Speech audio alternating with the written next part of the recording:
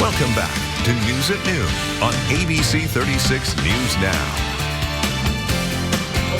It's the largest annual fundraiser. The Ball Homes Night of Hope returns October 9th at the Lexington Opera House in downtown Lexington. The event will feature inspiring recovery stories and a keynote from Damon West, with proceeds supporting men's and women's recovery programs. Here to tell us more on that subject, Chris Peck, the Hope Center's Chief Advancement Officer. And great to see you again, Chris. Yes, Jeff, thank you. Thank you for coming on the show. And let's talk a little bit about this this Night of Hope and why is it so important for the Hope Center? Yeah, I mean, it really is our largest fundraiser of the year, but what really makes it special is that it's a celebration. You know, we have hundreds of men and women every year that graduate from our program, that return home to their families different. They get, get jobs, just really become a productive member of society. And that's really what they're looking for, is an opportunity. Yeah. So we celebrate it. Yeah. So how does the funds that you're going to raise in this event, how does it directly impact the men and women in your recovery programs? Yeah, we're lucky because our title sponsor and presenting sponsor, Ball Homes and Don and Kathy Jacobs Charitable Foundation, really help pay for the event. So everything raised on top of that goes directly to the programs.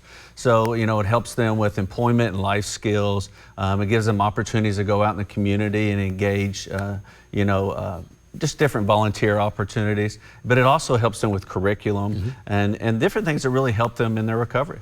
So what makes the Hope Center's approach to recovery and homelessness kind of unique from other organizations around the city? Yeah, a lot of groups say they do great work, exactly. But I mean, we really think we do. And I tell you what really drives that point home is that 65% of our employees at the Hope Center are former residents. Oh, wow. So it's peer-driven, it's peer-led. They hold each other accountable. There's no way of getting away from someone that has walked in your shoes, And so our outcomes are really tremendous. And, what really sets us apart is our access to affordable housing. We have it on campus and in the community.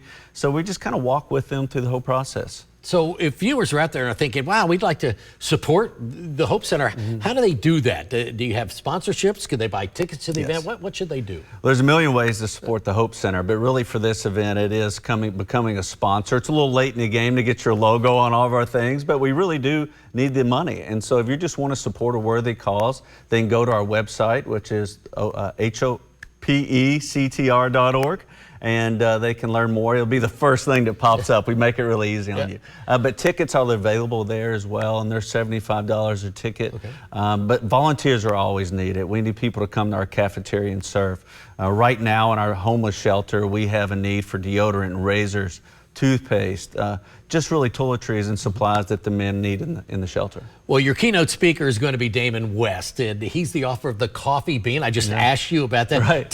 This is a fantastic story, but tell us a little bit about him.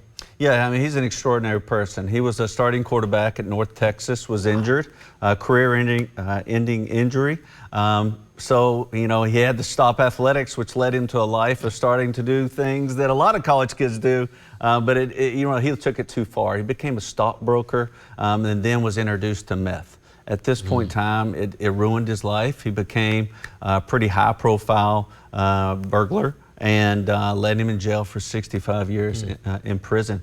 So, really what changed his life was one day an inmate came to him, and it's the name of his book, The Coffee Bean, and he says, water will soften carrots, water will harden eggs, but he said a coffee bean, it can change the environment, it becomes coffee. And so this idea was planted in him that if his behavior and the way he thinks, no matter his circumstance, can really change his environment. Wow, it's an inspiring story. It really is. And that's Thursday night at the Opera House. Looking forward to it. Chris, well, thank you so much. I really coming out.